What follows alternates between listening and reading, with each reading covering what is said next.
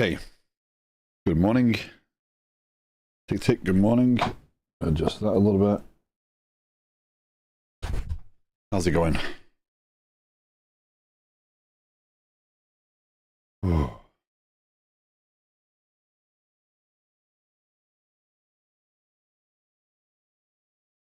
I feel all sorts of weird night's sleep. So this is gonna be a rough start.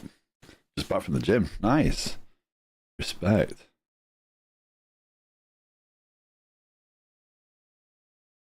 That gets the brain working nicely, the gym. I find. It's very easy to sit there at a computer for many hours of the day, but taking a break and going doing some exercise is very valuable. For me, it's karate 4 times a week. So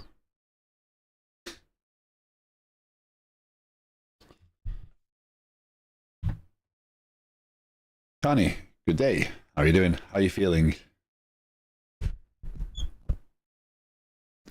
Yeah, it's a good choice. I can say from experience, it's a good choice. While you're still young, it will make that way easier to do. So very cool. Oh no. Well, I hope you feel better, sir.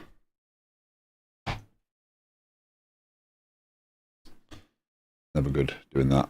And I know full well that you're not going to stream while you're feeling sick because you're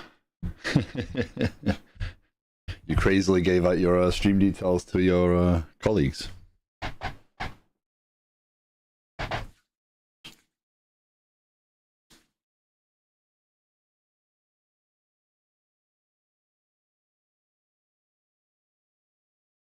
So, what do we do today? So, I was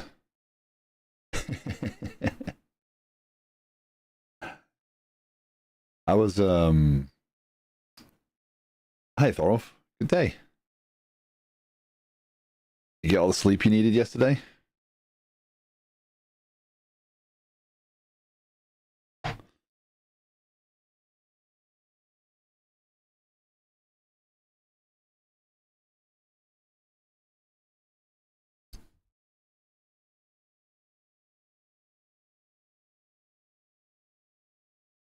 Sorry.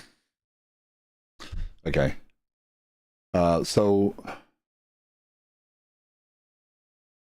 let me start with some of the stuff. Tomorrow, hopefully, a new toy arrives. Not you as well. That's not good. Sophia, they've gotten sick. That's never good. That's never good.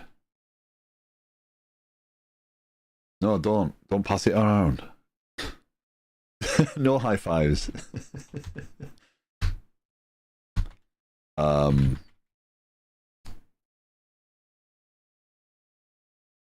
that wants to be called CT, and that wants to be called CT to align. Turning on Soul Lint could be a curse for me because I don't like squiggles at all. So, you know, that can't happen because that's an actual. It doesn't know that, so I have to live with that one. Real sick already. Yeah, but the rest of us don't need high fives. What's going on?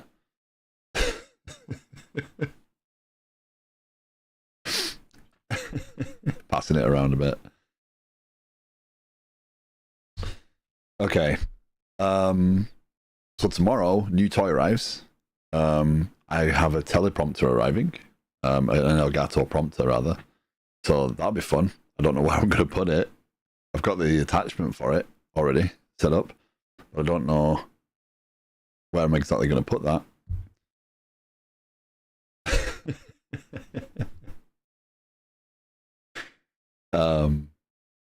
That should make looking at the camera and talking to chat a little either easier or unsettling. So we'll have to let me know how that goes. but it seemed reasonable because I do want to make more videos, and I am terrible at looking at the camera. At least if I write a script and put it up on the prompter, I can at least talk to the camera. So as I do videos, I can do it that way. That requires some organization. But anyway, that arrives tomorrow, so that'll be cool. I did on water drink water yesterday. We did get that. I did get that unit test passing.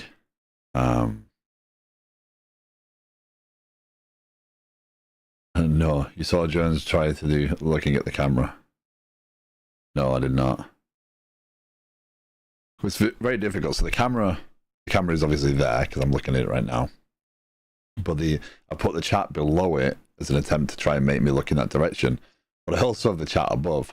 So if you see me looking up, that's looking at Twitch chat. If I'm looking down there, it's looking at the combined chat of Twitch and YouTube, so that I can hopefully avoid missing things. So yeah, the choice I made of putting my face on camera.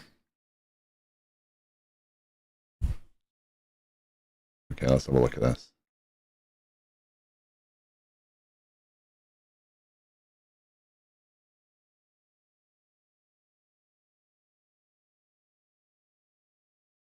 Not share it to stream.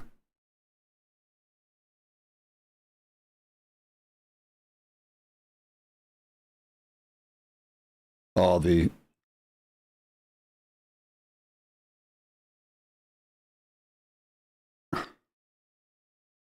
eye contact, yeah.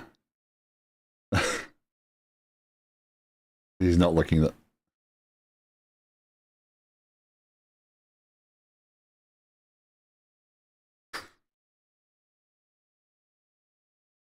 Oh, joy. Yes. Yeah. Well, hopefully I don't need AI. So hey, John's a good streamer.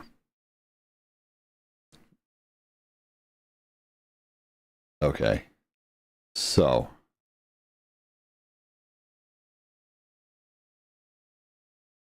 I am back to this. I haven't actually touched this project in the last couple of days. Mainly from time. I haven't had any real time. I've also been trying to focus a little bit on the bot dev stuff to try and get that in place, and I've broken that. Kanye, I did look through your code yesterday, and here's a compliment. Even though it's Python and I don't look at Python all the time, I was able to easily navigate through the code and kind of figure out what was happening. I do have some questions, but I'll save them for off stream. Yeah, that was easy to go through. So yeah. Okay. So getting my brain back in this space, so I apologize. Planning. So last week I was working on the internal aspect of planning. The idea being, oh, that's what I was actually going to talk about this. So last night I actually sat down with Deflux and had a conversation about the application as a whole, and you know, being able to actually sit down and talk and chat through things made me think about the application differently, right? In terms of, not in terms of my goal is not changed. I still believe that what I'm trying to do will actually bring about a good positive change for developers and for product, right? I do truly believe in that vision. But what he did say is, hey, maybe you want to get something out sooner rather than trying to build all these big complex components and trying to get it out there. Focus on a component. And I kind of see the point in that if I keep going and keep building this application as large as I am, well, I've got a deployment issue because we were talking about cloud deployment, what it would mean for this application, you know, what because it will cost a ton if I run it in a traditional sense. So I don't remember who it was a couple of months ago, or a couple of weeks ago, that came in and was trying to argue the fact of this not being, not of you needing to architect for the cloud first.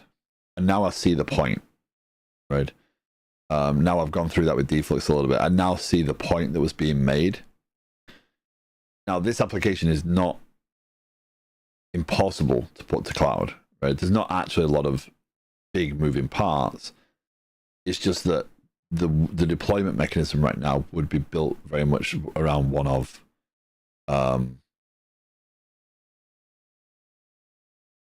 more of an infrastructure as a service, rather than leaning into the cloud more and doing platform. So, I can't lean into using Azure functions very quickly. I can't lean into using the more dynamic components of the cloud stuff, because I've built these applications that need to be deployed and running as application services, etc. So the costs may increase there. Well, again,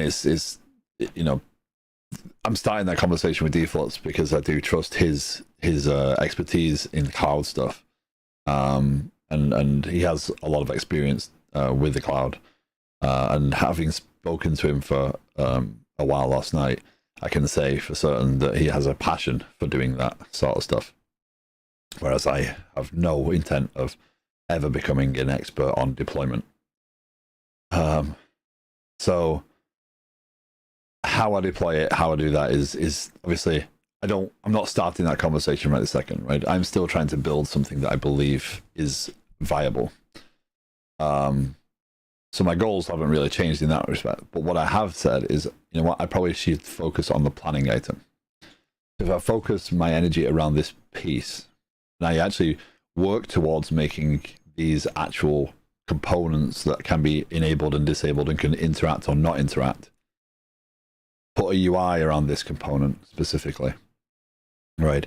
I might be able to release this as an actual product without the rest of it and build the rest of it around the edges. So I could actually start to get some traction on, are there customers for this, right? The challenge of doing it that way is obviously I'm going to start small, which would attract certain people, and then aim big, which could dissuade those certain people from wanting to use that platform anymore, right? Trello was a great idea to start with. Then Trello got more complicated. Then everyone wanted the features of Jira in Trello or other platforms. And Jira bought Trello, right? So now Trello doesn't quite look the same as it did. Still pretty simplistic. But people added more to it, right? And I think that might be a good actual direction to go in terms of still build a private product, but build something that is that I can add on to and add what is asked for and actually gather feedback before I go too far down the line of, I know what I want, I know what you need, right? So that's kind of my focus right this second. So my energy will revolve around the planning items for quite a while, and allow me to start building out some better knowledge in that respect. Because the planning item sits in the middle, right? The planning items very much sits in I need to track what I'm doing. I need to know about what I'm doing. I need to be told when things change about what I'm doing, so I can still build on those concepts, and then expand them into the components that then plug in. So yeah, that's kind of where I'm going to head for this second. But last week, I ended working on this in pretty much a failure because there's some weird behavior. So to try and improve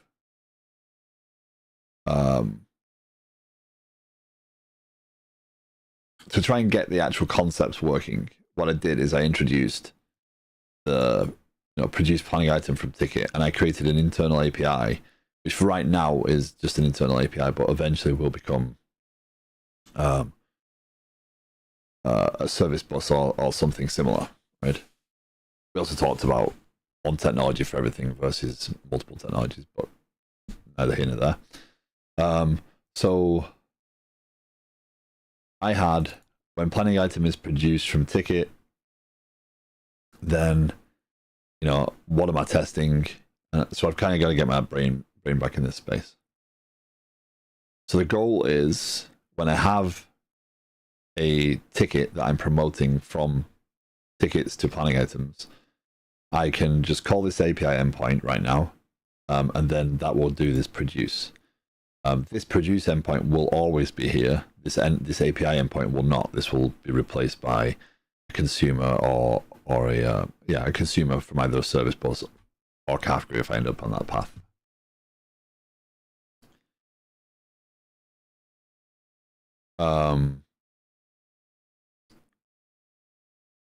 So planning item is associated with ticket. Oh, that was the problem. It wouldn't create the planning item no matter what I did. Right. So the problem was result dot associated ticket that is not null. Right. So I think this passes.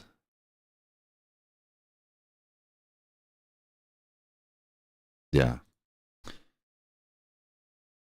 So created a method on here called associated ticket, which would then add and it would associate that ticket with the planning item, so that when I save the planning item, it would actually save the ticket as well. But neither the planning item nor the ticket would save. Was the issue. So internal planning items. Let's run this up and see what happens.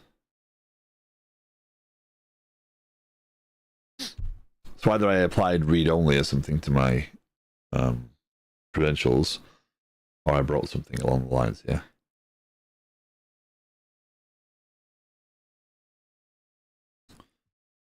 With that glorious diagram from yesterday.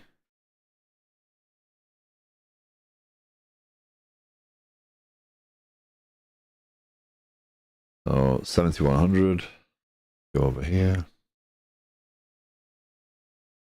This guy, planning items, promotion. So this is, I want to promote a planning item, a ticket into a planning item. Let's go into / planning items on 7100. And then we get in here, we have a planning item configured. It has a description, has a domain event for the planning item created. That's fine. A review date of tomorrow at the same time. As a tenant identifier, as a created by user identifier. We have, so the problem is that when this planning item fires, this ID is still 0. And I've tried it without this associated ticket and it still won't save. So if I go and look at the database now, planning items.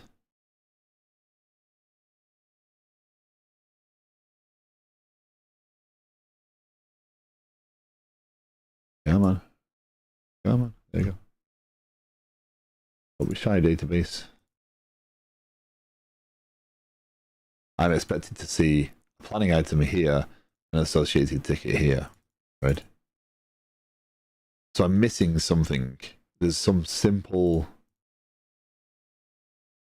behavior that I'm missing, or some simple, just like this. So Rider, they introduced their own AI assistant, right? But you can't disable it, so it tells you there's updates all the time. Like, it's a paid product. I'm not paying you money for it. Stop it.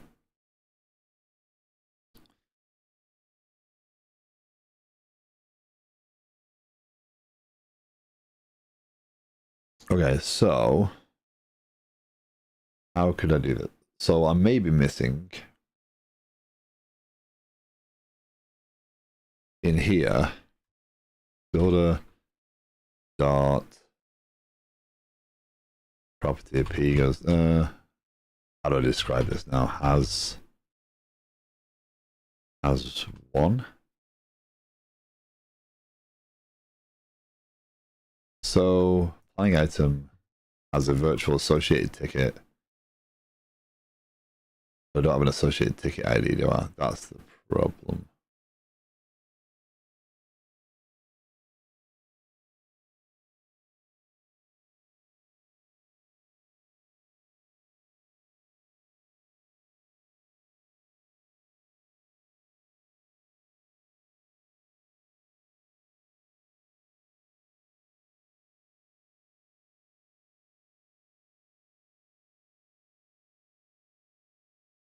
I don't think that's it. I don't think that'll solve anything.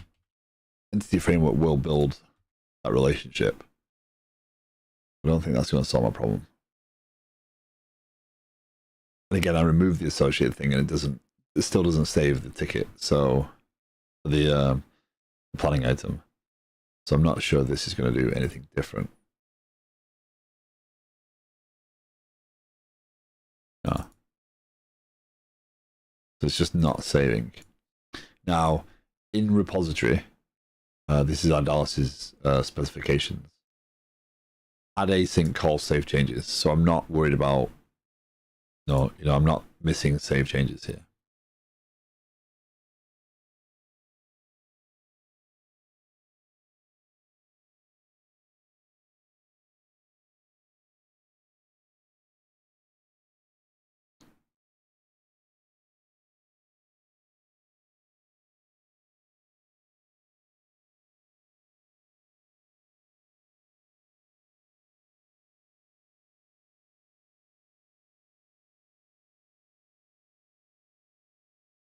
So something really, really dumb that I'm missing. So again, if I remove this, right, I go to planning item and I remove this association entirely, right, just to prove that point, right. I don't want to say 100% it is that way and then find later that it is me trying to associate. So this would have no value to do this way. And if I have to do it this way, then so be it. But I don't remember this working. So I hit send.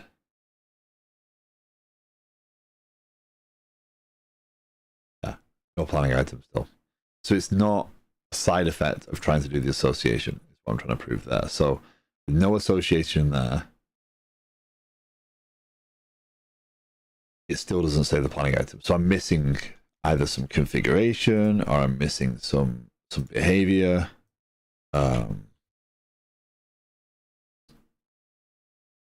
it's going to be really simple, right?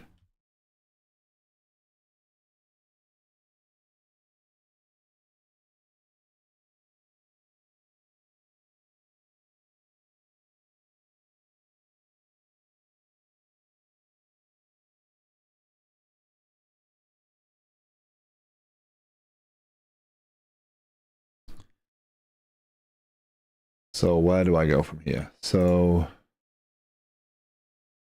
I'm not getting an error.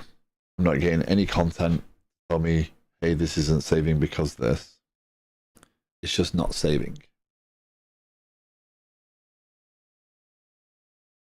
The connection string is there. The context is there. The outbox is there, so the event should fight. So, actually, notification outbox.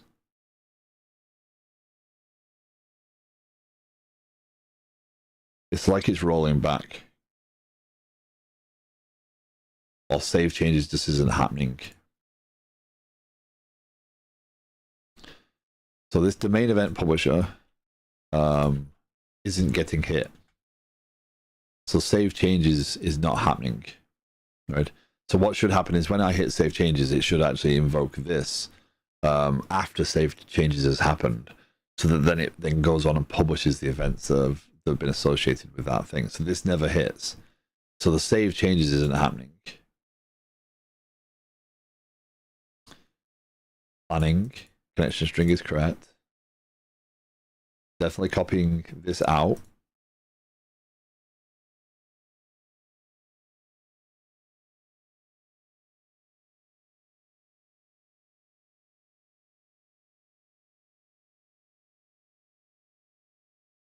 There's no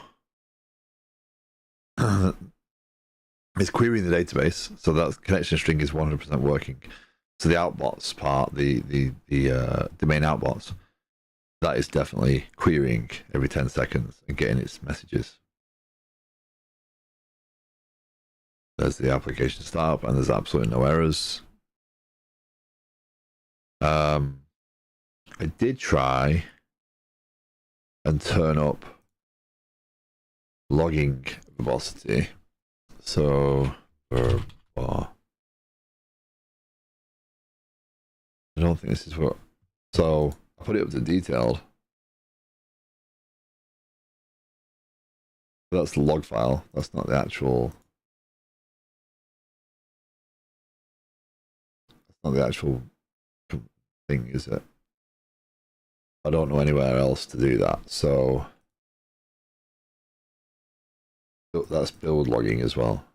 That's not actual debugger logging. I don't know where to set that in.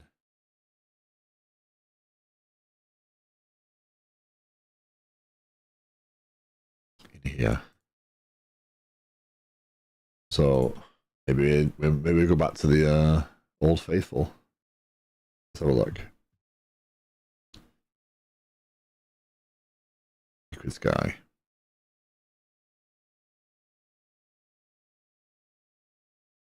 Ugh.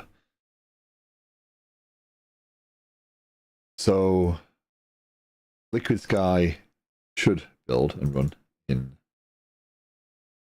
here. I've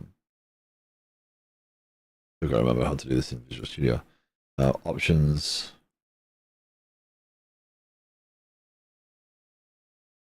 Velocity. Do still.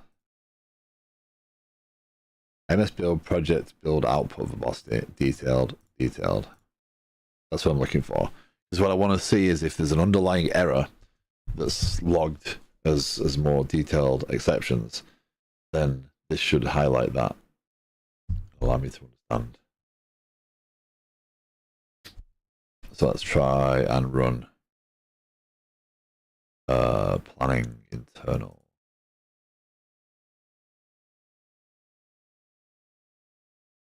So anyone joining the stream for the first time, this is one of the two projects I work on regularly on stream. As I'm coding, you're more than welcome to ask questions, share opinions, thoughts, etc. As long as they're productive, I don't mind. So welcome. So let's see if I actually get the debug stuff. Planning items, endpoints.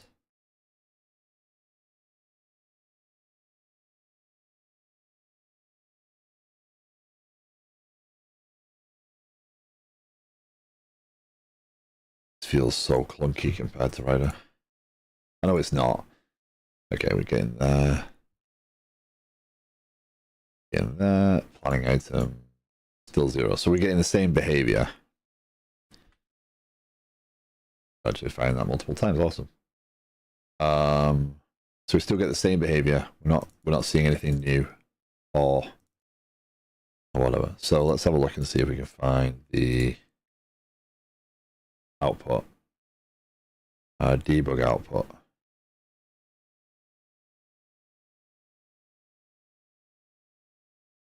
No?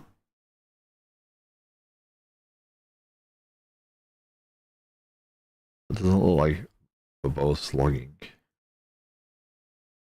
Build, absolutely. The build, verbose build log.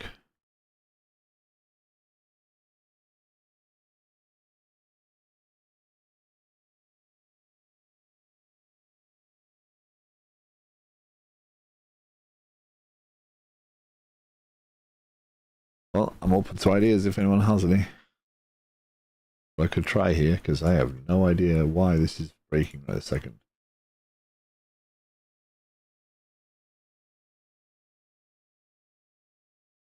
course, that's build output. Should be detailed logging as well.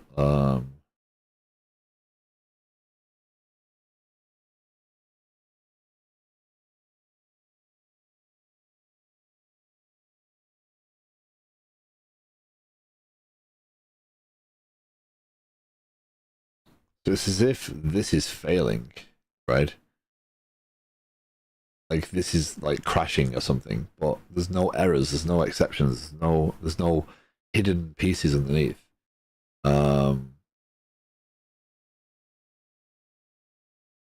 What happens if I remove that? So if I remove this interceptor, will it save?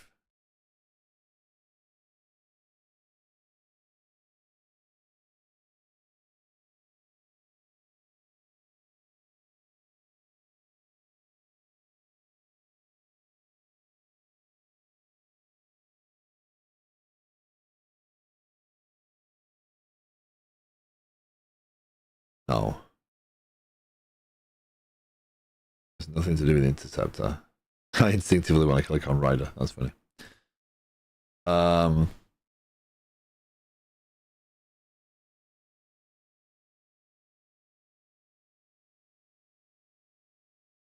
the interceptor doesn't fire either. So I'm starting to believe that I've got a configuration issue somewhere in setting this up. So this is using the exact same context as the planning items piece, right? Which maybe we do. Sorry, my apologies. Maybe we start this up and see if this I can say. Oh, I need authentication to save this. I can't just do that. There's a whole piece involved in getting that part running. So I can't just do that one. Planning internal has no authentication because it's meant to be a stopgap. It's meant to be a stopgap for the greater system. So there's no internal authentication there.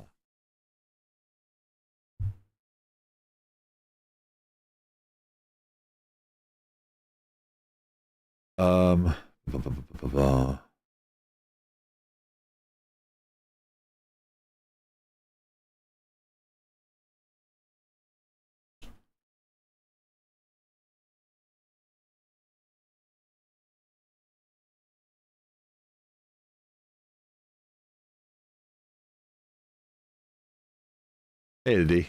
How you doing? Found solution for daytime?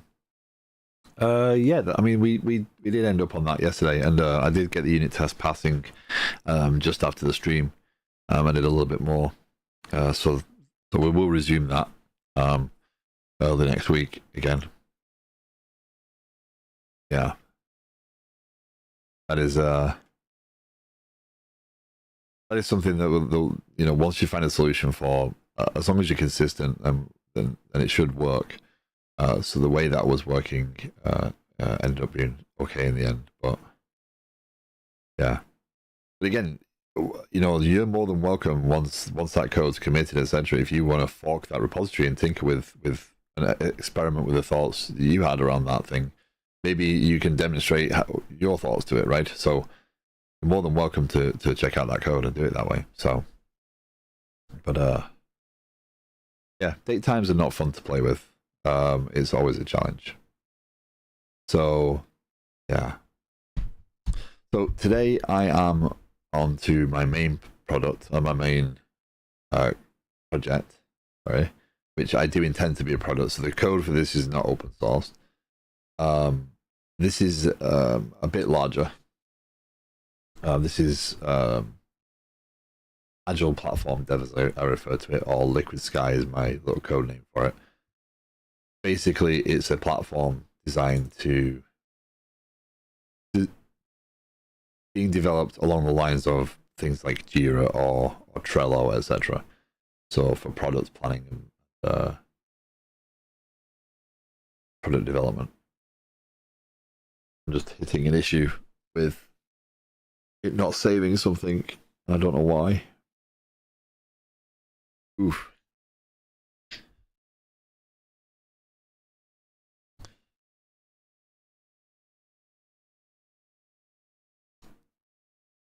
So I did see your message, by the way. Thank you very much. The DM. I just saw it just before the start of the stream, so I will follow up with you on that though. Because again, I think it's useful to discuss solutions to things, because you might come up against something that is you think you have an answer for, but someone else has a bit more insight into, or their view of it will yeah. So essentially, essentially we are using something similar, right? Where we're saying, okay, offset the time by this much, so there you go thing. Yeah. But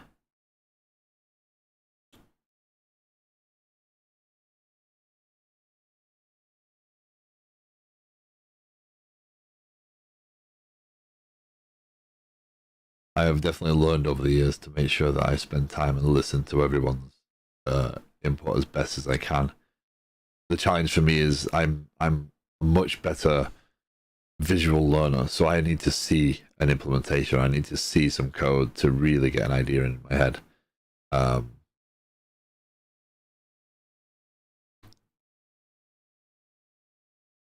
Which is again why I'm saying, hey, if you want to go and apply those changes to that project to demonstrate, then you're more than welcome to go ahead and do that. Obviously, right now it's on a branch, so that's not easy to do. But once it's all committed, you're more than welcome if you're interested in doing it to produce here's a different way of doing this.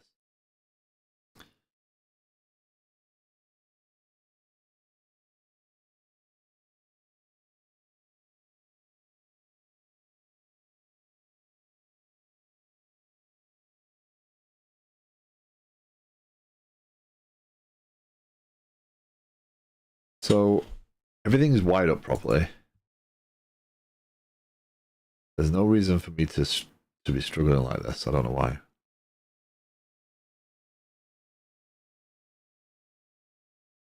I don't dare to change your code because you are much more experienced than me. I'm just an idea to solve it in a basic way.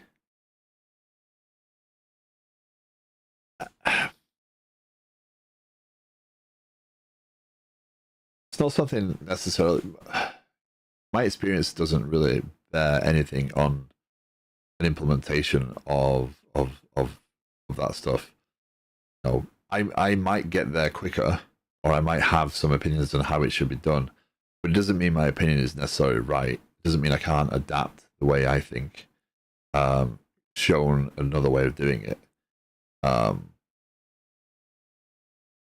My experience just allows me to say, I know here's some more challenges to doing it that way, right? Because oftentimes when we think about something, we've not experienced some of the challenges yet, and that happens to me all the time, right? Where I've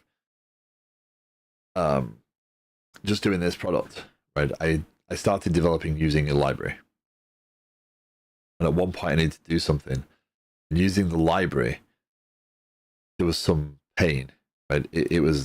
I was coming up against some problems that I didn't know how to solve, and rather than say, hey, I'm going to work my way around this, I stopped and thought, well, hold on, is there a different way of using this that I'm missing?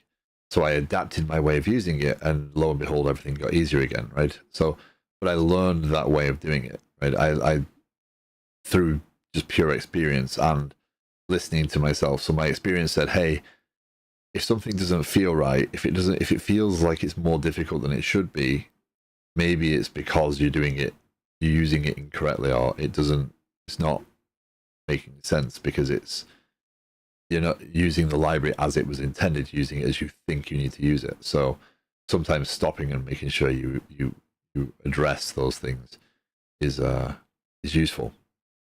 And as all experience is time, and having failed many ways of doing things, right? So that's all experience brings. So I think it's wrong for a developer to say, I am more experienced than you do not know what you're talking about, because you haven't experienced those things yet, right? So sharing that experience and saying, hey, this is why that doesn't work, or this is why, here's the problems with that solution, will help you as a developer grow. And so that's why I encourage people, if you're looking at the water drink water project and thinking, I'd like to do something, it'd be kind of cool, I'd like to develop a UI, or I'd like to add some of these features that are on the tickets, right? Go ahead and do it. Right? I'm not going to sit on the stream and say, oh, your code's terrible, I don't like this, oh, phew, no, wow, you have no idea what you're doing, right? That's not what that's for. That project is there so that we can review it together and hopefully learn through that path. And I can share some of that experience rather than saying you're doing it wrong. And if I ever do, I hope I get picked up heavily on that, because it's not, code style is an opinion. Code naming is an opinion. Design is an opinion. And if it works and it gets you a product, or it gets you a solution that you understand and can work with, it doesn't matter whether I believe it's right or wrong. It matters that you've built something that you're proud of and that you're happy to say, yep, I can work on that. So the Water Drink Water project is very much aimed at anybody of any experience being able to come in and tinker and do what they want with it, and sharing that if they want to, or not sharing that. You can take that project and tinker with it in your spare time just to build it. You can follow along with the stream and just build it, or add things, little here, little there. The option's there for you. The main problem, I only code PHP with no framework and Java in Android Studio, so I can understand the code, but I cannot change it. Well, I'm a PHP developer right now.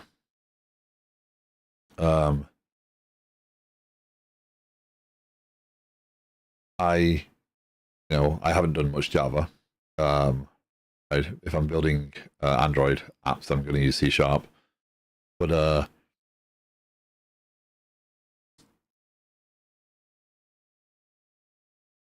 it's okay to tinker with something in a different language, even if you break it. Right? You can check out that project and build it and break it, or tinker with it. The option's there. That's why it's there for everyone to share with. This project, this is mine, and I'm not sharing this project because it's very deliberate. But Water Drink Water is there for other people to join in if they want to. So you have the choice.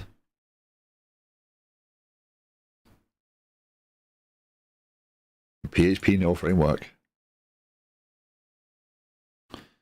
So I did things. Having used Laravel 10 recently, I'd still be tempted to use no framework.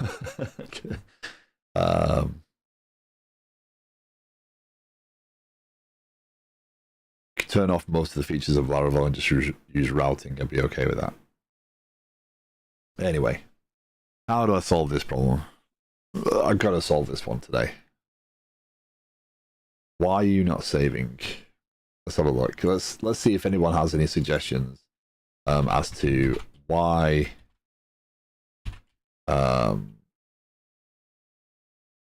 Entity Framework won't save but doesn't error. EF call. Let's try and bring it forward 10 years, eh? So it's not like I've turned tracking off. Well, that wouldn't matter anyway, even if I had, because I'm saving to the database. Wrong destination. Save changes isn't called properly. Changes are not tracked. Database is not preserved. The possible reasons for when save changes does not save changes, database does not preserve changes. That's kind of the problem, or whatever.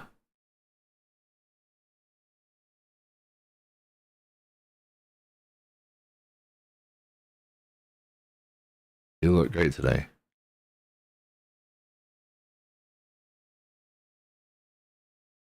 Thank you. Welcome. Okay. We're not beginning a transaction.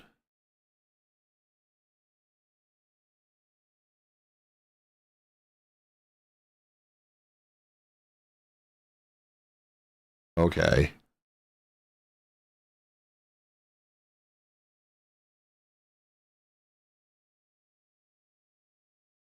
As much as I'm appreciative of compliments, and I'm okay. I'm good, thank you.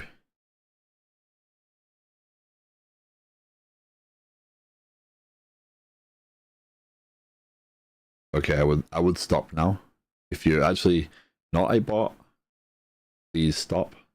I don't want to ban immediately. Not something I enjoy doing.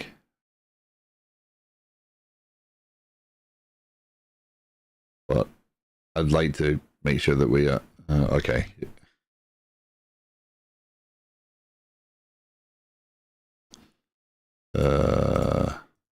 Come on, Twitch.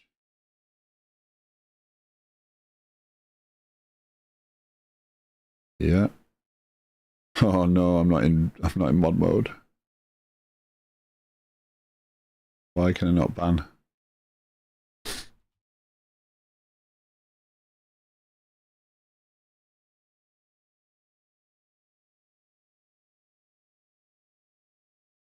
We don't use words like that in the stream, and I don't need a load of compliments. So if you actually are not a bot, I'm happy for you to stay around if you would like to converse about software development. But otherwise, no.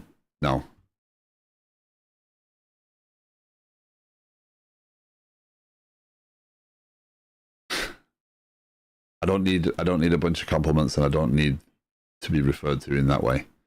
That's not what the stream is about. So if you'd like to stick around and listen, please do. But if you're not going to contribute anything constructive, then this isn't the right place.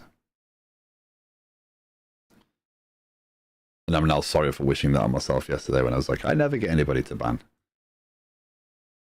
Because my stream now only attracts normal people. So please keep it respectful. Please keep it on the task of software development. And if you don't want to do that, then there we go. Okay, so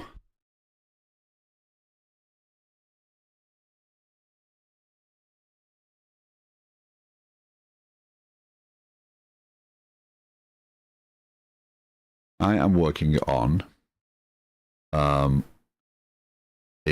Agile platform for developing software, or for planning software. And right now I'm trying to figure out why I cannot save data to a database.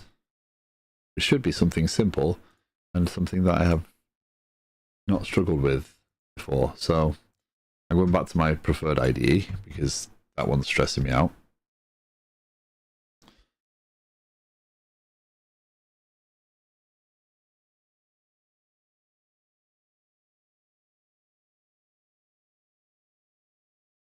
Nice.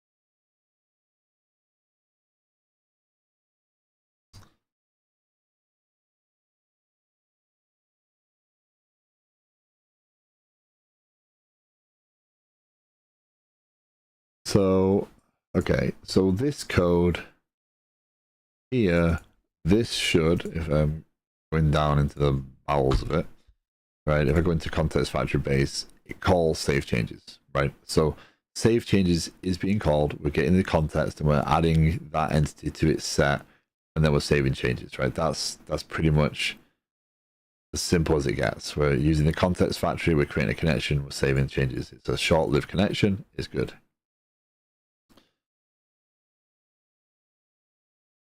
This does nothing to change the behavior. So removing this code does not change the behavior in any way, shape, or form.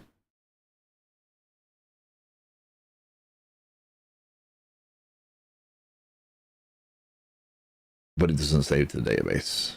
Why does it not save to the database? There's no error, there's no log, there's no nothing. I'm missing something. Planning item, planning items does save, because planning items exists as a table, right? So that is not something I'm concerned about, right? This does work.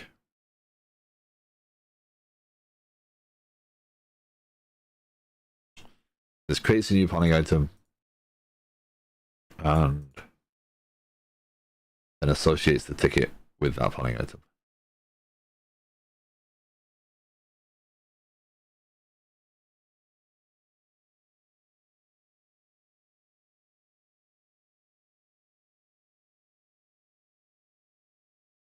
Try playing with the debugger and check what exactly is happening or what is called. Yeah. Yeah.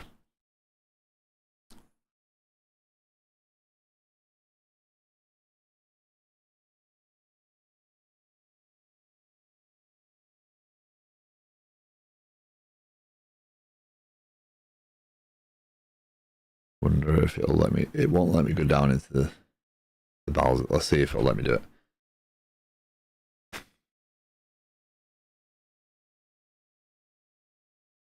This is going to be one of those things that is going to be very obvious when I see it and really frustrating. I'm certain of that. Right. So can I go down into this? Yes, I can. That is not the same code.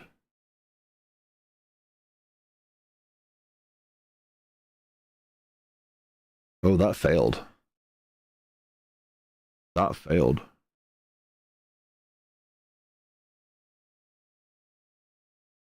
Ah.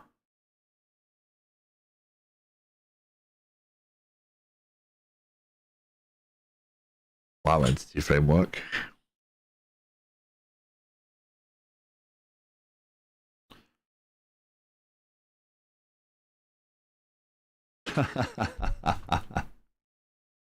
Okay.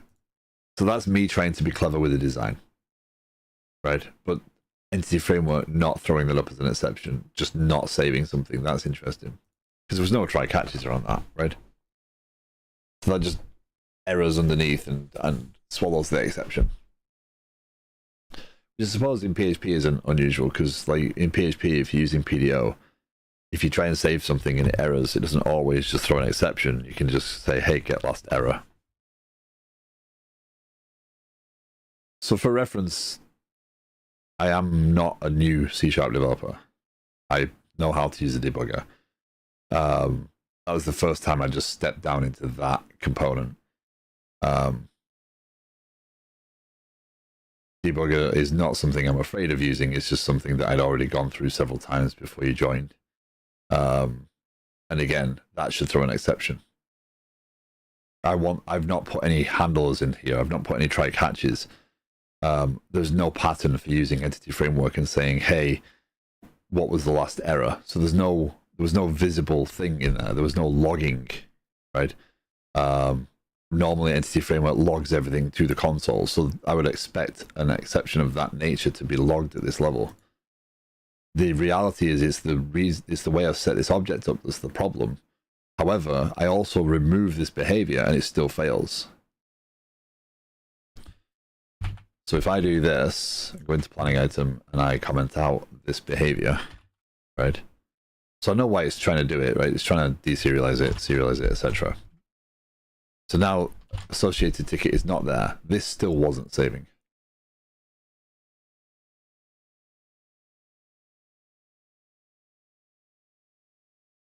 Sometimes you just don't really want to play with it because it's time consuming.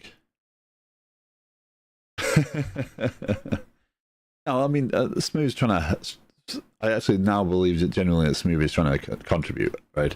And I appreciate the contribution. I genuinely do.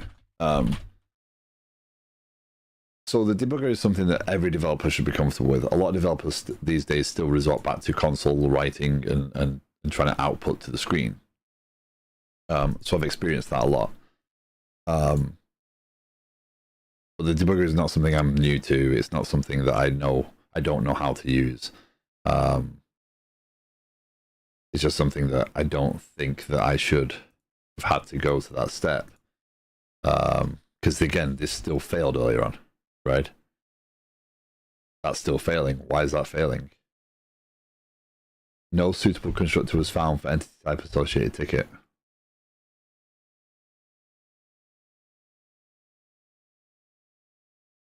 So again, falling foul of this again. This is a validation problem, not a. Okay. Let me hide it. Let me show you this. So I have the context, right? There's associated ticket. The problem is that. So this is an entity framework validation problem, not an actual code issue necessarily. Entity framework, when it starts up, it's loading its context. It can't create instances of that because I've made an internal constructor, right? Which means that constructor is only visible to the domain entities library. Yeah, yeah.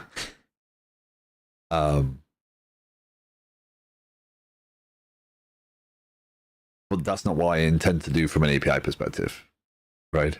I know that public will fix it, but that's not what I want to do from an API perspective, because what I'm trying to do is make sure that you have a very good reason, and that only that planning, I don't want an associated ticket created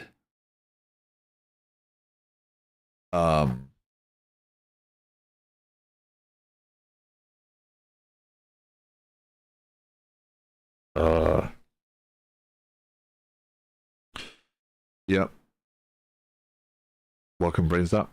Lol, Agile.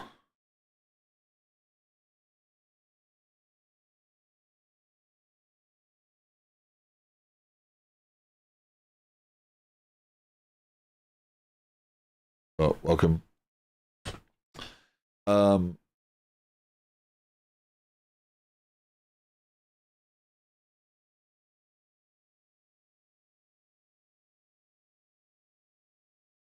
Yeah, I don't have an option. So the way that this was working was and I like the way it was. The planning item has associated ticket with it. You don't ever just create you don't have a reason for having an associated ticket, right? Other than the planning item. So I attached it to the planning item, which would be nice if Entity Framework would do that. But this actually is, again, Entity Framework doesn't validate on startup. It validates when you first use it, but then just errors internally and leaves itself in a bad state. So Brains App, lol, Agile. If you have any thoughts or opinions on this, you're more than welcome to share. I'm always happy to talk about this stuff. Yeah. So this is a design thing, right? I'm trying to design the code in a meaningful way to say, hey, you can't actually just create an associated ticket. There's no benefit for that, right? Or to avoid the code necessary to do that. So the planning item itself should be able to associate the ticket.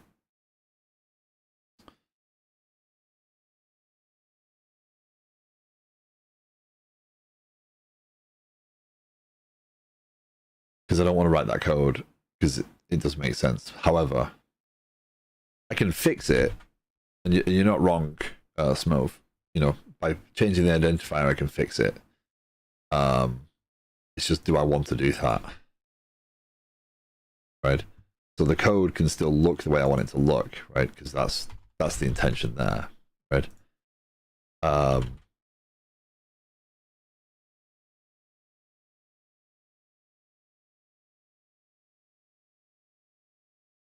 However, this cannot be internal. So I made it internal because then only things within here could actually create an instance of this, right?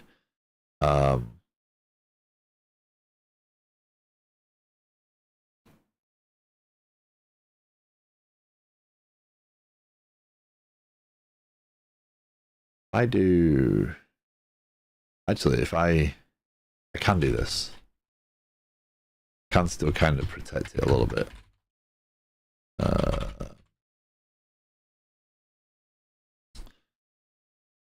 So this piece pretty much crosses the line of, you know, I'm I'm making this object represent some data, so I'm using it to store to the database, but I'm also kind of putting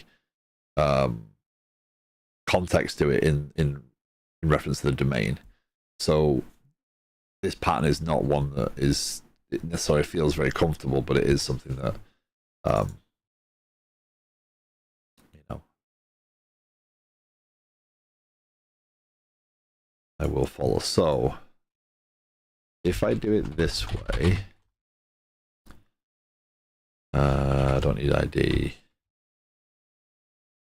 Private int planning item ID, how I spell and how I write code, and that is then planning item ID, so that becomes read only. I can still get the same intent without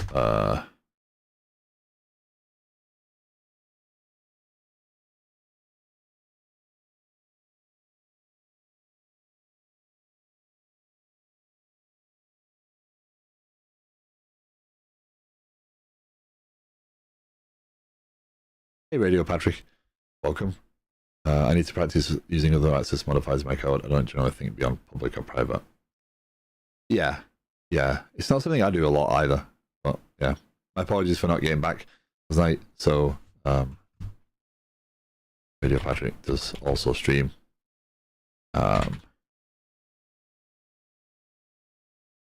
Sometimes development, sometimes games, sometimes movies. Yeah.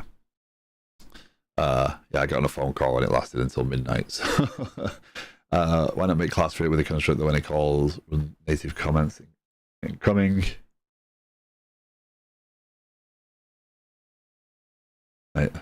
Naive, sorry, naive comments.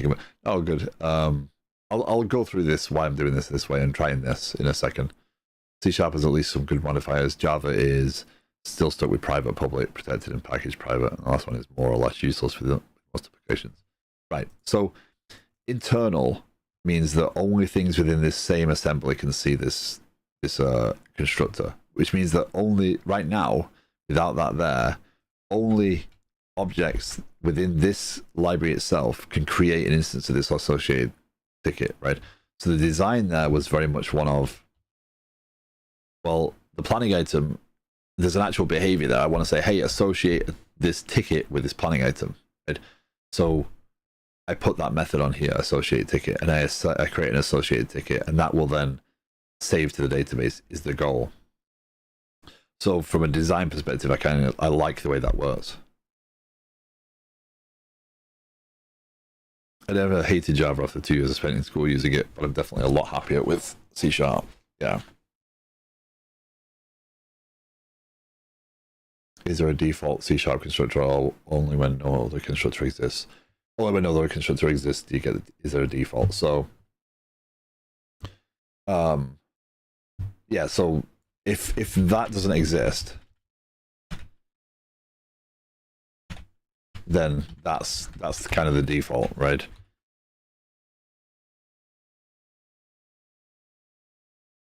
If that exists, that doesn't, right? So you don't have the default there. So what I'm doing is putting that back so that the entity framework can still create instances of it, but then what I'm trying to do is lock down. What a C# extrapolates a lot of boilerplate these days. Yeah, they've definitely cut a lot of that down. So what I'm trying to do here is just control this construction so that I can associate it with a ticket, with a planning item, without having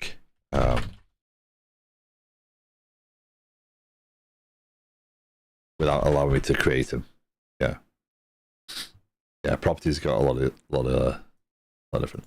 So what I'm trying to do here by doing what I'm doing here is, it might look hacky, but what I'll do is, and this is kind of again melding two worlds together, right? I'm using these objects to kind of represent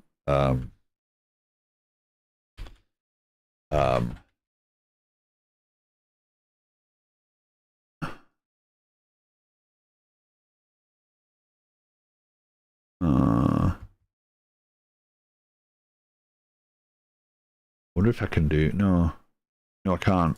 I can't do what I wanted to do. This needs to change as well. I have to have... If I want to associate, I can't just have... No, my design's flawed here. This doesn't matter. No, this isn't. Thinking through it, it doesn't matter. I will break what I intend. Having this here is a nice design, but it's not the right thing to do, because then I have to slap an extra column on this table to say ticket, but ticket is a rare concern of planning items, right? The fact that a ticket was associated should not be a primary factor of this table, right? If there is an associated ticket, it's in a table. It's not an actual column. So as much as I want to write that code, I shouldn't write that code, because I will break the design anyway. Associated ticket then doesn't need this necessarily. Well, now it kind of needs this, right? But this also needs, well, it has a planning item ID, right? And ticket identifier is going to be ticket identifier still.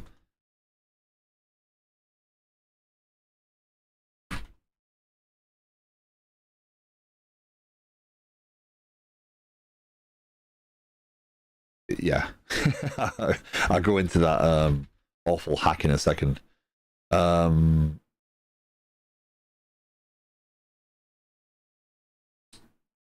Associated tickets. So what code do I want to write now? So what I really need to write here is, see, now this gives me a need for, and this is why that design was going to be nicer. I need to do iRepository of associated ticket repository, and now I need to say associated ticket repository dot add new associated ticket. I want to say, actually I can put that in a constructor anyway. Planning item, then command dot ticket identifier, right?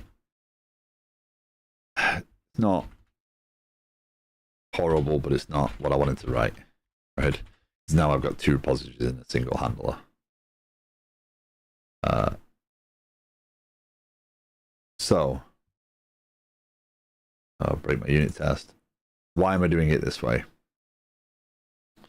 Well, in this instance, it doesn't really make a difference, so I don't need to worry about it too much in this one.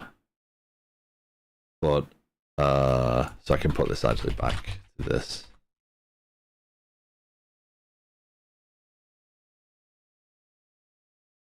Mr. Ranhorn, good morning. How you doing? I was lurking in your stream last night. My apologies for not saying hello. I was on a call with Deflux, so I couldn't. Let's do it that way.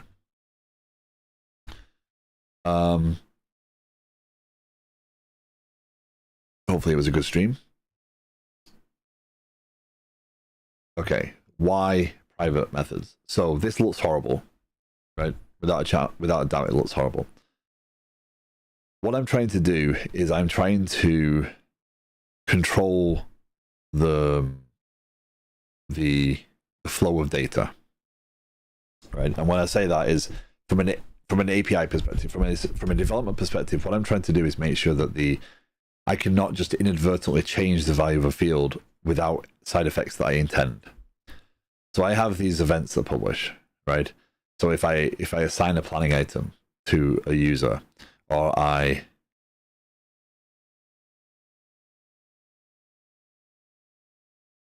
crap, so you probably hear me cursing at .NET Watch, just deleting any of my... Ouch. So it was one of them streams. Oh.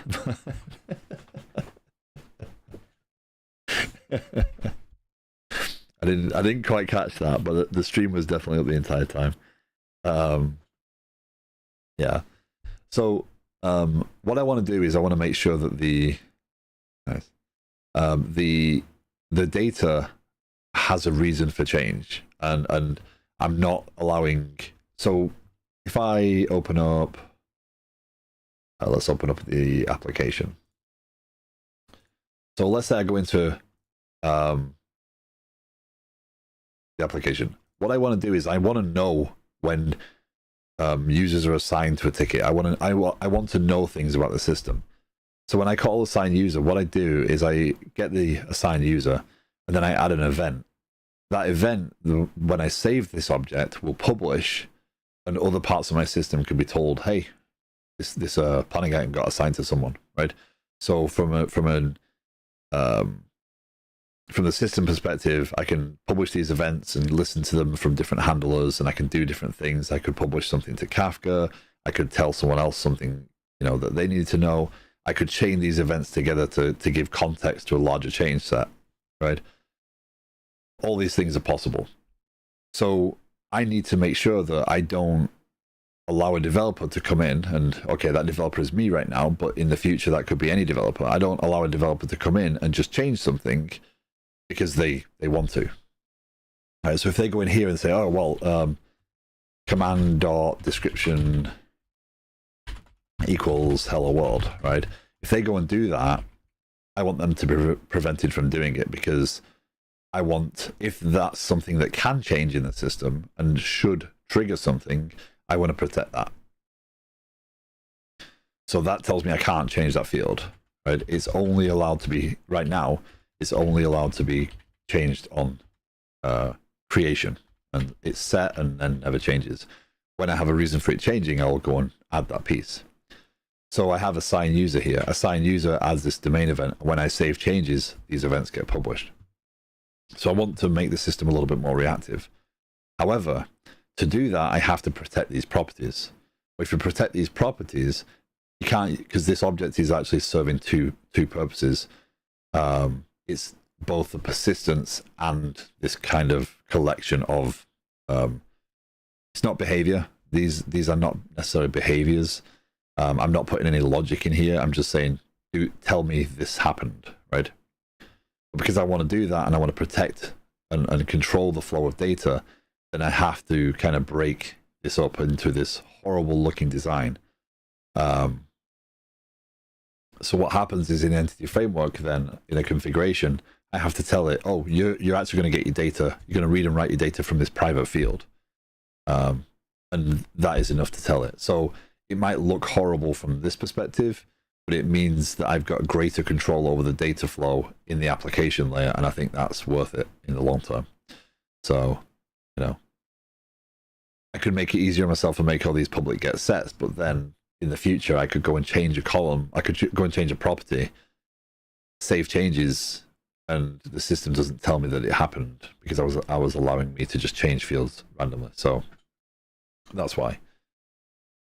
Reading the release notes for VS Code, they added the ability to skip autosave on errors. That might come in handy in some of our workflows.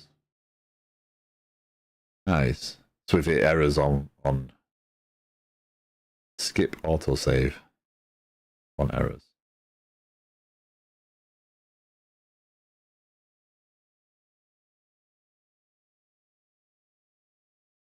Also, if your code isn't compiling, it won't automatically save. So making constructor that runs internal wasn't the solution. Well, it kind of, it's the right design, again, to some extent, but in that instance, no, it wasn't. So the problem there is I would have had to create an association on my planning item and have a ticket ID on my planning item or something, and I don't want to do that. So this table is disconnected. So it's more the design was wrong anyway. So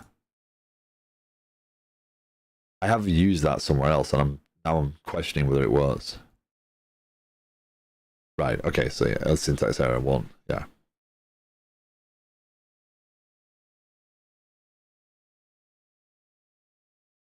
So I've got to change this unit test now.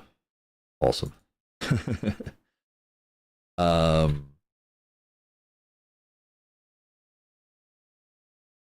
let's go here. Private iRepository.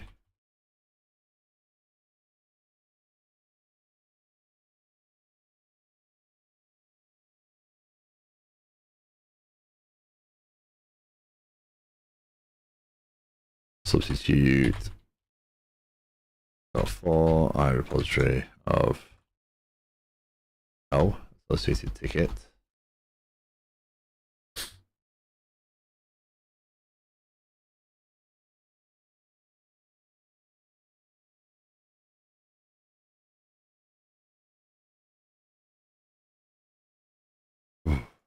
I have an awful headache today. So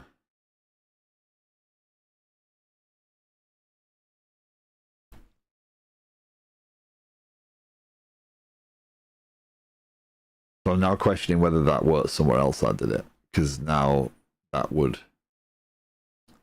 So making it public. So you're completely correct, and I think earlier Smove said it as well. Right, making it public would work. You're not wrong, and I understand why. It's just more I was trying to control that flow of data again, because you should never have to create an instance of this, right?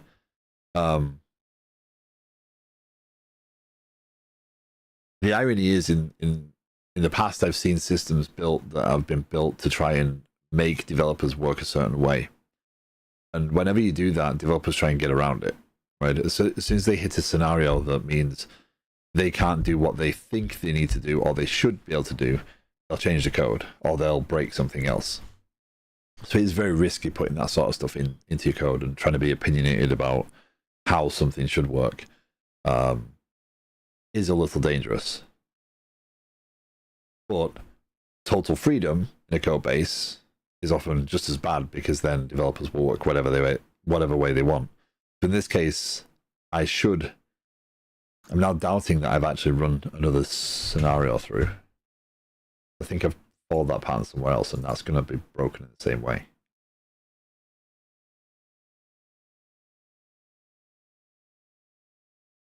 I think ticket and ticket note, yeah, that's going to be a problem as well. So I can't have tested that one.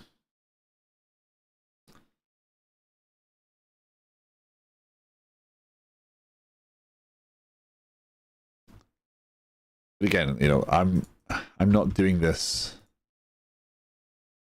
I have to put a notepad together for that one. I'm not doing this because I'm not streaming it because I want to say, hey, look, this is the perfect way of doing it. I want to stream it because I want to show, hey, I'm going to make a mistake. I'm going to underestimate myself, or I'm going to underestimate how I'm writing the code. This is another fallacy of unit testing, right? Or not fallacy. Another challenge with unit testing. The unit tests pass for this code, right? And they pass because they're not testing how Entity Framework is working. They're just testing that given the ideal scenario, this works, right? So I could write all the unit tests in the world and it's going to tell me that I'm right. But then the moment it tries to run, as we found out, Entity Framework is failing on validation of this. It's not actually failing on the query specifically. Yeah, ask the questions. It's okay. Right? I don't mind discussion, and I don't mind questions. I do mind,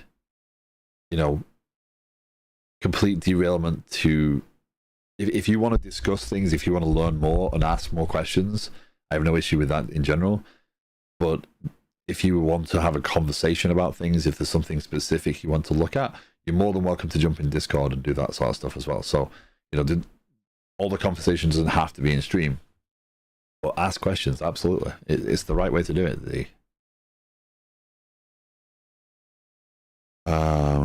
It's not naivety, right? It's not being naive. It's just having less experience than somebody else, right? Looking at something through fresh eyes can oftentimes give you a new perspective, and it's okay to embrace that.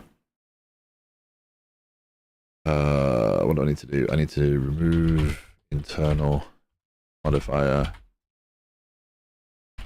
Ticket no. doesn't work with entity framework.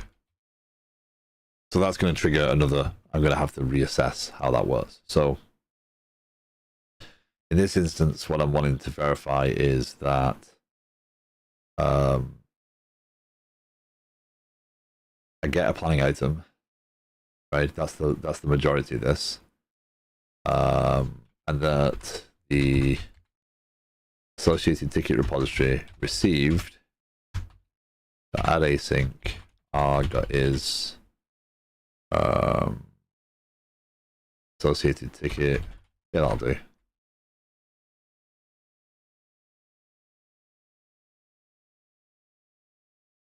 Description is set, review date is set.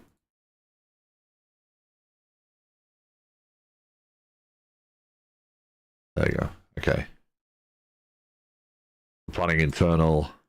When planning item is produced from ticket, we get success. So again, that would have still passed had, you know, what entity framework failed on it. So let's see if it actually does now save. So Radio Patrick, I hope that answered the question before. I don't know if you were satisfied with that as an answer. I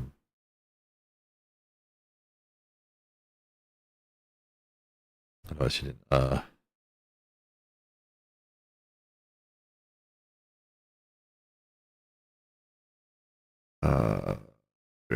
Closing Visual Studio is what I'm doing. Here we go. So now if I save that, I get an OK. Do I get a planning item? I still do not get a planning item. I still do not get an associated ticket. Awesome. So again, our tests are passing. Our code is running, but our solution is not happening. So what now?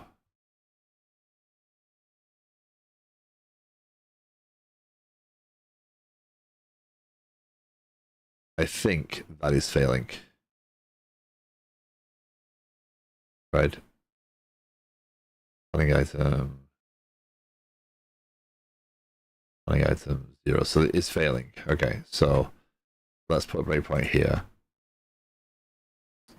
Let's see what happens. F11. F11, F11, F11, F11. Yep, it's failing, and it's failing because no suitable constructor was found for associated ticket. So it's still the same problem because I've got a default constructor on it. I've got no default constructor.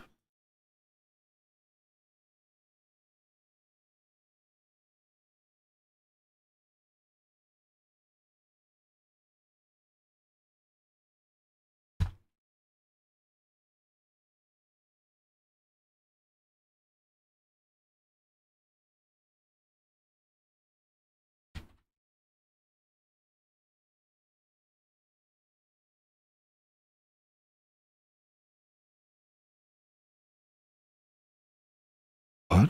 What does that want me to do? Initialize planning item from constructor. I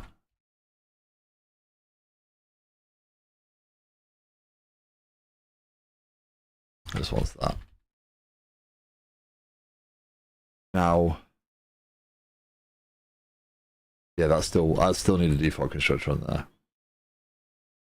Let's see what happens.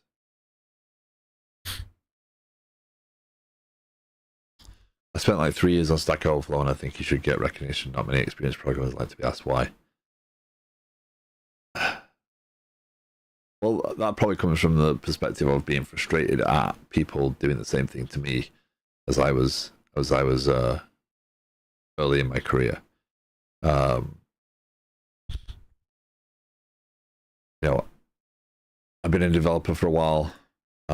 It's something that I love doing. It's something that I care about. And I don't see... There we go. We finally got there. We hit it. Nice. Okay, so we should have the data. There's our planning item, and there's our associated ticket. Yep, nice. I think you should always reflect back on how to do things. You should always be open to learning a different way of doing something. You know, just because someone else does something doesn't mean it's the right way. right? The right way is not clear cut, right? So I don't feel that I know everything. I feel I've got a lot of experience. I feel I can get myself through some pretty decent code. But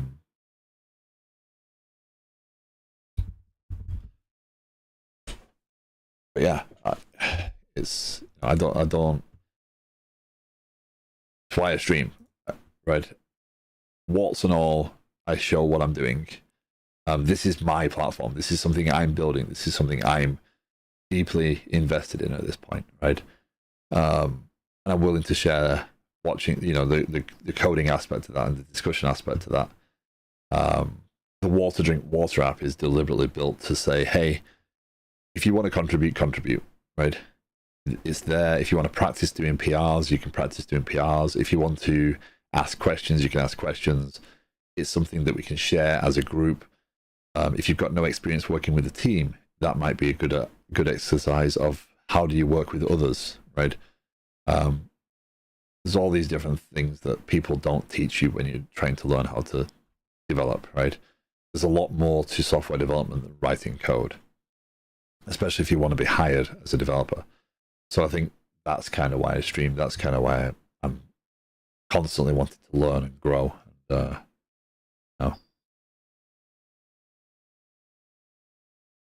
later in my career, maybe I'll become grumpy and cynical. But 25 years in, and I'm still okay on the cynicism about the software part, anyway.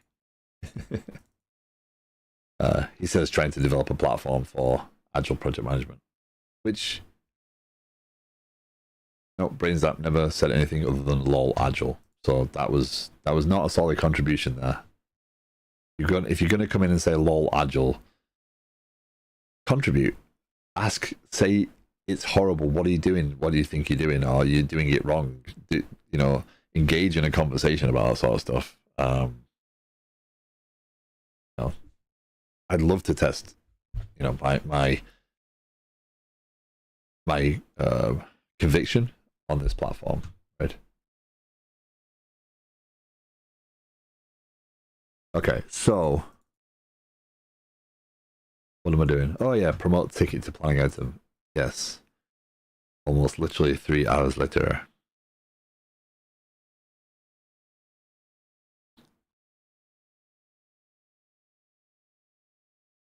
That. Let's do that.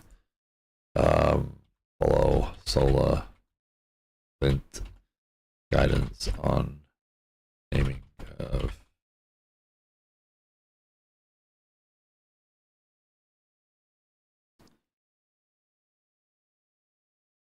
okay. Planning items, planning internal, launch settings. This is all planning internal, so I'm good with this. Configure planning internal.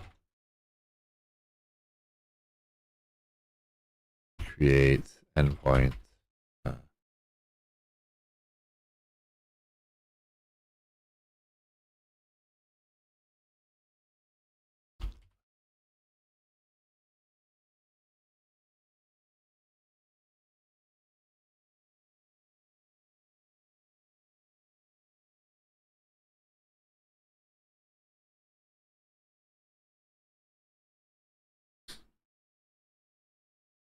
I'll be right back.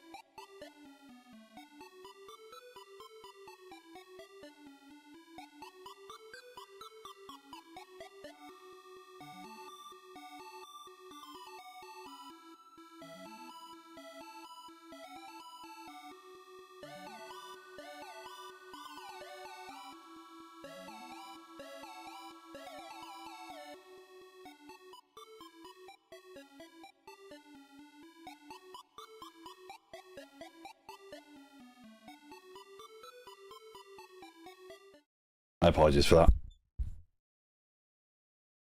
Yeah. Okay.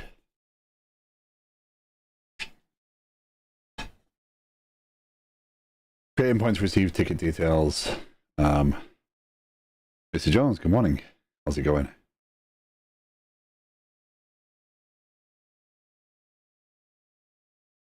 Creating points received, ticket details.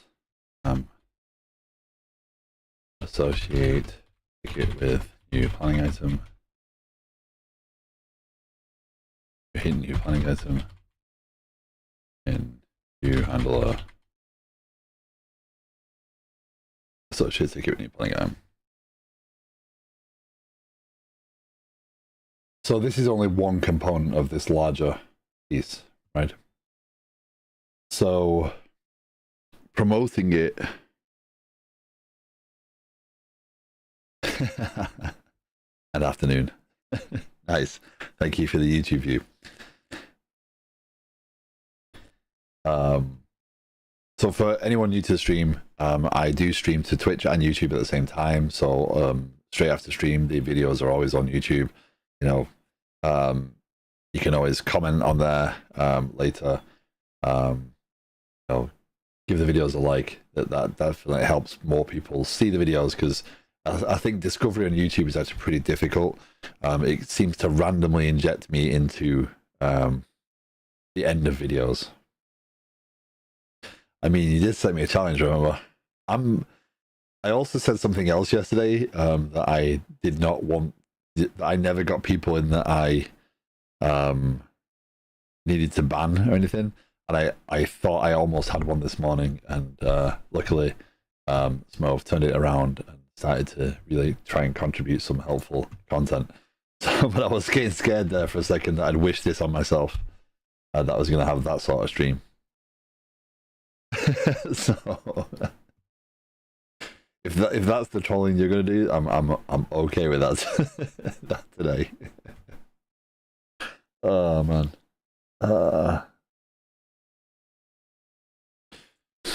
I've got to go from writing this code to creating database tests for a PHP thing. So I'm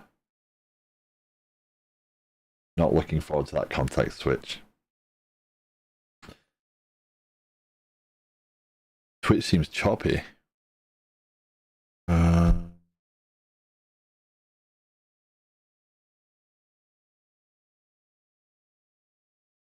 You skip frames. My Twitch, but nothing. I'm not dropping frames. I'm a 6K. Oh. Ah. You got another browser tab open? Just playing a video.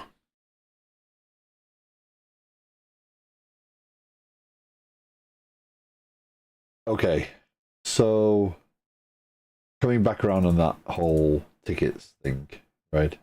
Support tickets when deleting a ticket, when ticket is updated, when note is added.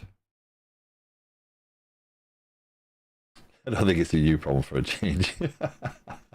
Oh, we're going all in on that, right? Okay, I get it. Add note for ticket handler. Ticket.add note. Okay, so this code, right? As much as I would love to say it's going to work, it's not going to work. So I do need to address this. But that's not my primary concern right now. My primary concern is the promotion of a ticket to a planning item.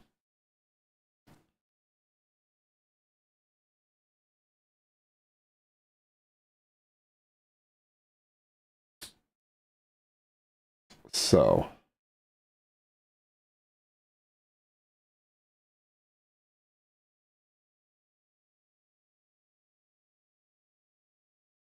what do I want that to look like? So from the tickets API perspective,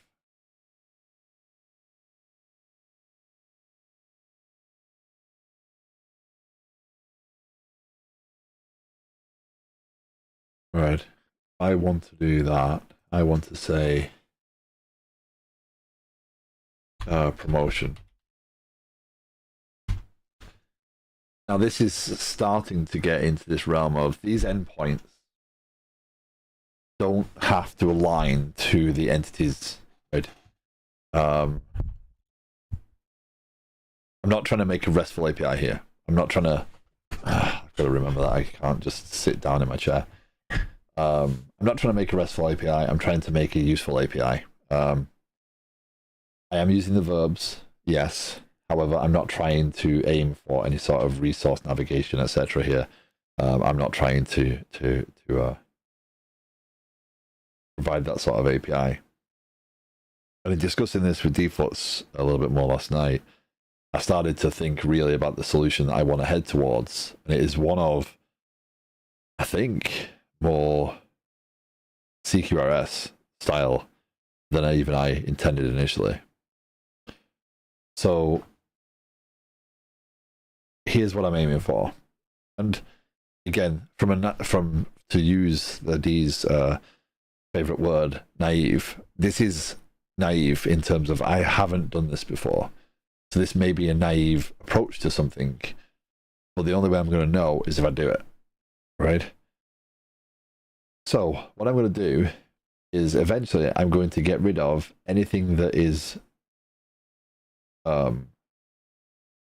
like I have list and I have get. These go away. These APIs will only be about telling this system, here's data, right? They will be saying, hey, do this thing. So all this stuff right now is all command-driven API stuff. What I will end up with, what I want to aim for, and do I have it open last night? Do I have it open at all? No. What is Agile? No. No. Here we go. So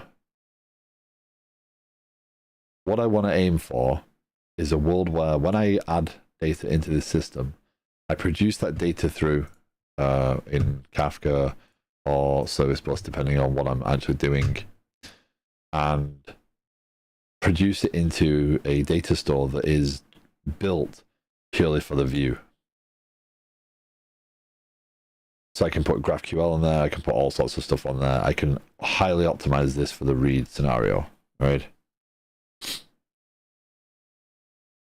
So I'm definitely not trying to make a RESTful API because I'm not trying to make this serve two purposes, right? My long-term goal for this is one of these APIs are just purely for write.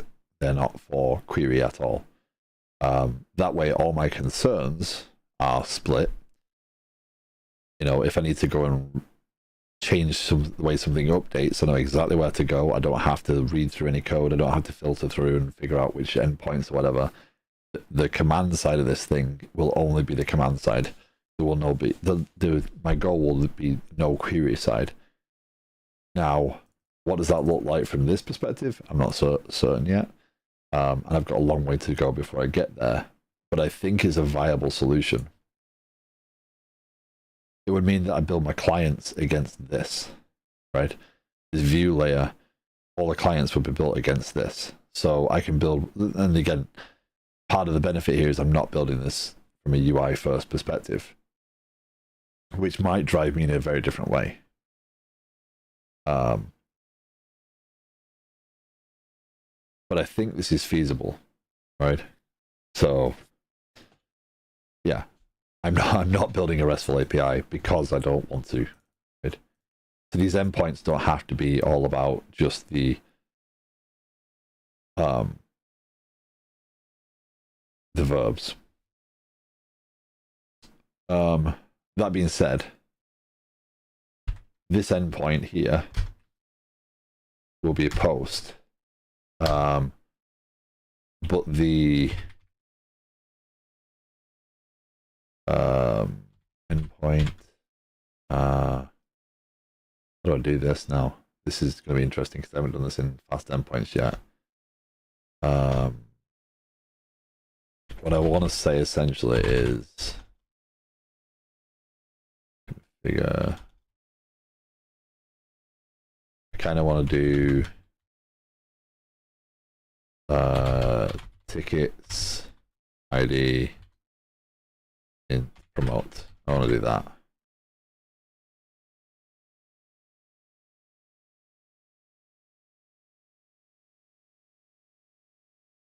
Do I want to do that?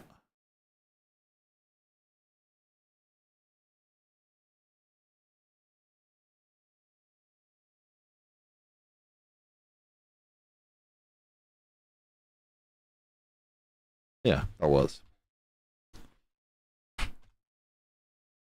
So how do I do that in fast endpoints? I haven't done this yet.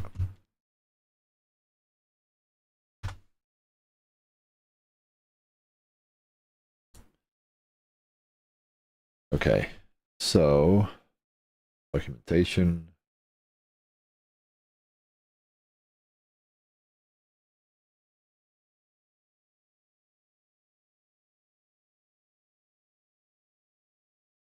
I think you should do that. I don't know what it was, but yeah, absolutely. Yep.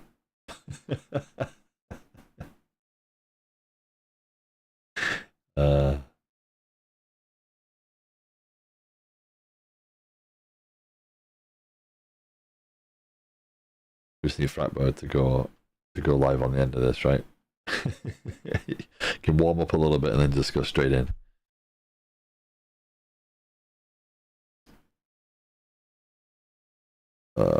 Post, handling, domain validation, model binding, route parameters,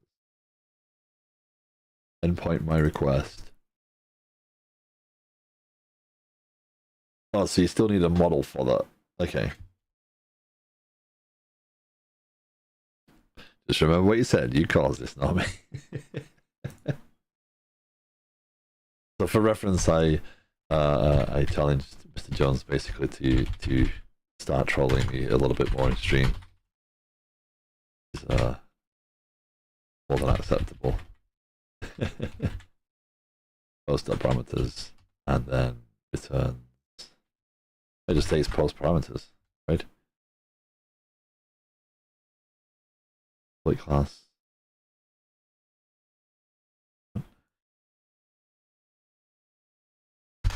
Import missing references. There you go, okay.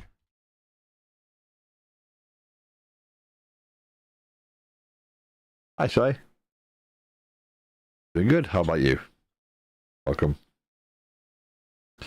One way to get chat engagement up. I personally think that a Twitch chat without any chat stops people from chatting. So it's why I get very talkative in streams normally. I think it kind of helps if people are typing and talking, and it encourages more people to join in. I have no issue with as long as we're not being completely derailed and going away, then which I'm not. So yeah, just woke up. Wow.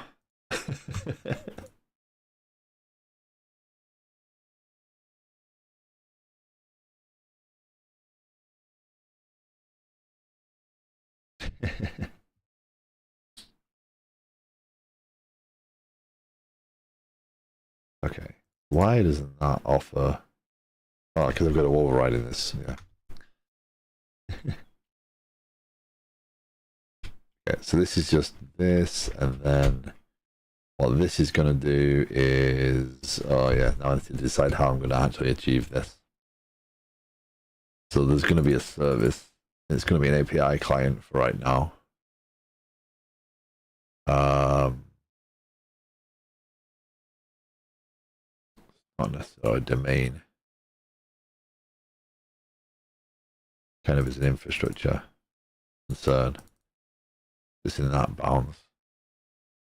So this gets into, right, when you're doing this sort of stuff, right? So for those that haven't seen the application before, right, what I'm trying to do is I am trying to follow a clean architecture style, right?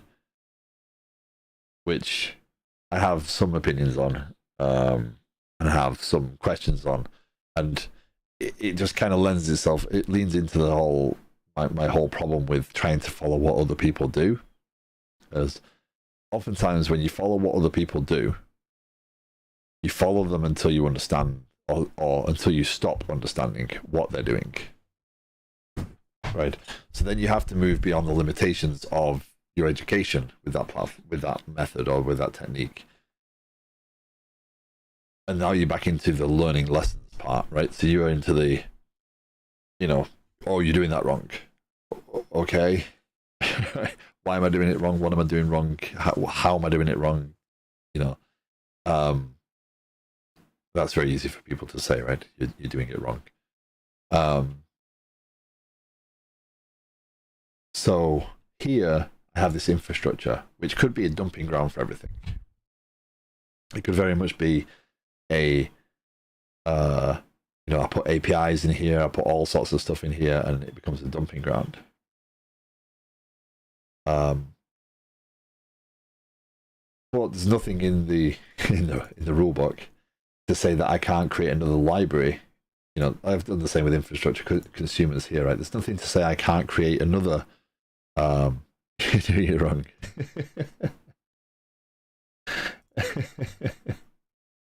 There's nothing to say I can't do this, and it's still within the bounds. So for those who haven't seen it, clean architecture. I should just make it my backdrop at this point instead of going down.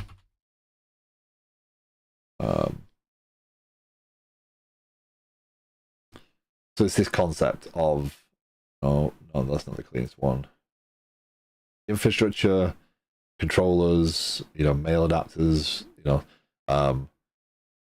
different architectures, hexagonal, whatever, has different names for all the same sorts of ideas. But then you go inside and you move towards the entities and the domain at the core, right? Events and services, right? So this one is probably closer to what I'm actually doing. So at the application layer, you kind of coordinate, you're orchestrating. Here's what I need to do. You're working with the domain, so these entities that you're getting out are the domain essentially. And then this domain, those events that you see on my entities are actually the events that are being fired there. They're not integration events, they are just domain events that can be consumed within the application itself. So in this instance, I'm going to create another infrastructure library because I want to keep HTTP separation. I want to keep what's the word? HTTP concerns away from my database. There we go. So I'm going to end up doing that. And then this endpoint is going to invoke that application service, which will then consume and I'll abstract the service for actually doing that, so that when I finally implement what I need, my application service just invokes that, hey, do promote this ticket to this thing, and I'll swap that out with a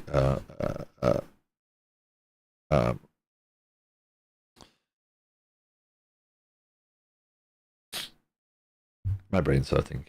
My head is I'm not having a great day. I'll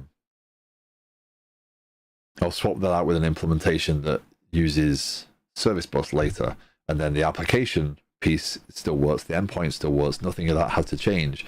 I can just literally say, okay, now I'm not using HTTP, I'm using service bus, so I can just swap them in. And that's the goal there. So, however, I'm not going to get that done right this second. One of the things I wanted to say on the context of clean architecture is when looking at doing this, right? I hadn't done this before because I do hold the attitude of, develop good software, develop clean, maintainable software. I don't have to follow someone else's patterns, right? You can agree or disagree with that approach, but it is still my approach, right? I'm still going to take this and I'm going to develop it the way I feel that I need to develop it to move it forward, but try and keep it within the same realms of what clean architecture intends to be. When we were looking at this, if you look up clean architecture for GitHub, say, Ardalis comes up first, right? There are other developers that have done this, but Ardalis is the one that comes up first. If you go and look at the actual implementation, though, right, he doesn't even lay them out. He doesn't lay them out as the architecture prescribes. He lays them out as core, infrastructure, use cases, and web, right? So if you look back at that diagram, core, infrastructure, use cases, and web. Well, use cases, infrastructure makes sense, but what is core? Well, that's domain, right? So he's referred to this as core, potentially to get away from the word domain, because domain comes with the concepts of domain-driven design, which is not necessarily the same thing, right? It's kind of meant to represent, from my understanding, it's kind of meant to represent the same kind of root, but it's not. It's not domain-driven design. It's, domain entities are just, things that your system cares about, right? Which for right now happen to align one-to-one with my database.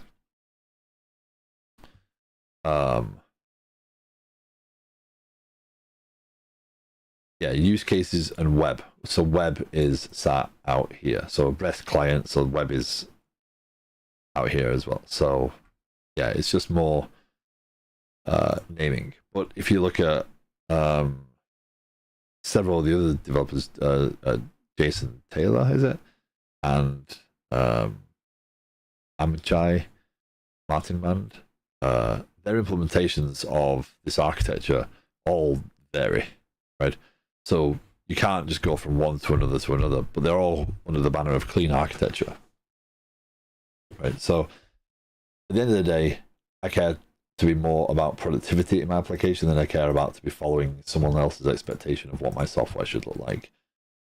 Where I can align, yes, absolutely, because I can make it friendlier to another developer coming in who has worked in that sort of environment, to say, hey, here's this analogy even, and adapt over time. So I'm not afraid to change things as needs to be. But I think I'm gonna finish up here. If you have any questions, if you want to discuss this more, if you want to, if you're interested, there is a Discord. You can more than welcome to join. I will be doing a coding challenge on stream soon, so I've done a few of them over the last couple of months. This one got delayed a little bit, so it should be coming up soon.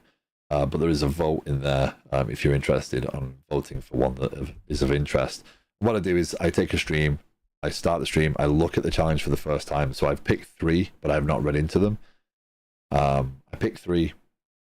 I then allow the votes, and when the votes are in, the day of the stream, I say, okay, I'm going to do that challenge. I go and read the challenge and try and develop the solution real time as it falls. For me, it works as a good practice, and for others that are maybe less experienced than I am, they get to see how someone with a little bit more experience does approach that whole analysis and build phase, and tackles something that is a little bit more than just, hello world. So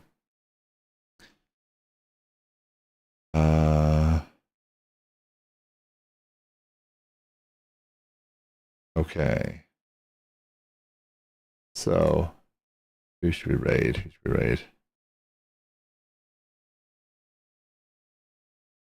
We got any recommendations for today on my list? The Captain Coder, but we've raided him a lot recently. The Dev Dad is normally finishing up now, so I don't want to assume, because I've done that before and fallen foul. Although he's an hour in, so maybe we'll go to the Dev Dad. He's looking more dad-like than ever right now. Yeah, we'll go over to the Dev Dad. He's building a platform, a habit-forming social network, which is something I probably should I should probably do myself. So I will return tomorrow.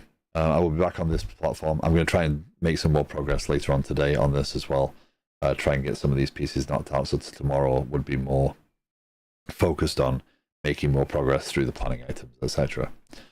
Again, if you're interested, jump in the Discord and carry on the conversation there. And my videos all are on YouTube, so you're more than welcome to go on there And if you're on YouTube and watching, I would, hit that like button, right? Or, like, follow, subscribe, whatever the words are. It's I don't like that self-promotion stuff. It's not me. So we'll go with the dev dad, and make sure he's not shutting down. No, he's still coding. We're still good. Last time I did this, he finished. So, thank you very much for joining me. Take care. Have a great rest of your day, and I will see you around later on.